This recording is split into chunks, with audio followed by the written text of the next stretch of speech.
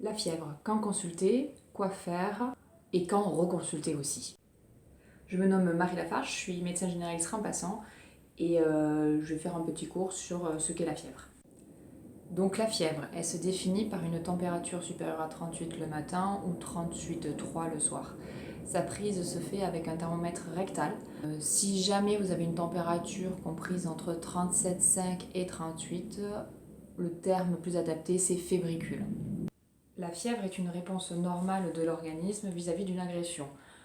Donc soit l'agression elle peut être virale ou bactérienne. D'ailleurs, pour préciser les agressions virales, on a souvent une température entre 38 et 39.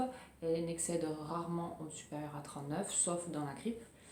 Et si jamais c'est bactérien, par contre, elle peut monter 39-40. Donc j'ai plus de 38 de température. J'ai de la fièvre.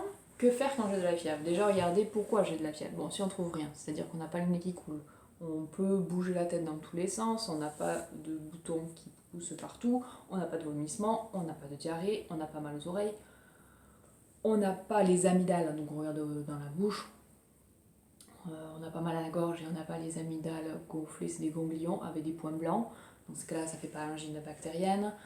On est entre 38 et 39, ça probablement c'est le début d'un problème viral, surtout à l'automne ou au printemps. Ce que je fais, c'est que j'évite que la température monte plus haut. Pour éviter ça, je évite de me couvrir, j'évite que les pièces soient surchauffées. Et ensuite, je bois beaucoup d'eau parce que comme la température monte et quand elle va descendre, je vais me mettre à transpirer. C'est comme quand on fait du sport, le corps veut faire descendre la température, donc il transpire et ça fait une perte d'énergie et la température descend.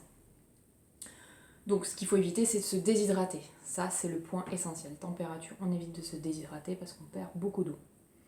Si jamais on la supporte pas bien, on est fatigué, on n'en peut plus, le recours possible, c'est le paracétamol.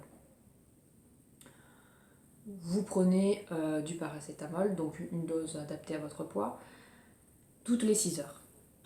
Les cas particuliers, si jamais vous avez un enfant de moins de 3 mois, vous consultez le médecin.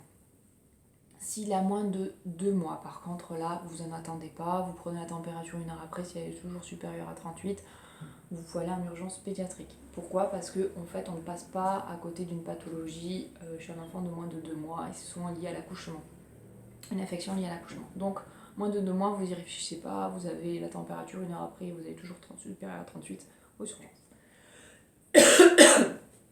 Les personnes avec une chimiothérapie, donc souvent on vous explique, on vous donne des traitements si jamais vous avez la température, mais là il vaut mieux consulter aussi. Et puis les personnes de fragiles, âgées, avec plein de pathologies, dans ces cas-là aussi, il vaut mieux consulter. Sinon, vous pouvez attendre bien 3 jours, et habituellement, au bout du 3e jour, on arrive à avoir le nez qui coule, des vomissements, une diarrhée, et c'est souvent le début du virus.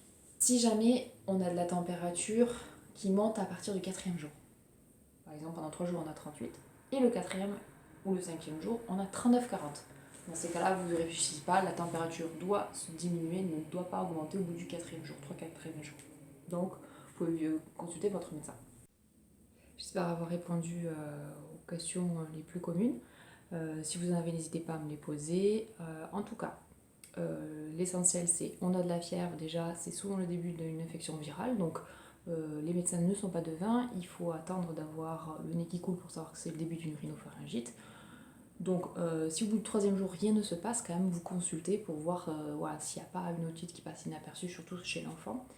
D'ailleurs, dans tous les cas, moins de 3 mois vous consultez, les femmes enceintes vous consultez, les patients avec des traitements particuliers vous consultez, et les personnes très âgées avec beaucoup de pathologies vous consultez. Sinon tout le reste, toutes les autres personnes, vous pouvez attendre le 3e jour, le temps d'avoir les autres symptômes qui apparaissent pour savoir ce que c'est. Voilà. Si au 3e il n'y a rien qui se passe, vous prenez rendez-vous pour pas attendre trop longtemps. Allez, à la prochaine, au revoir.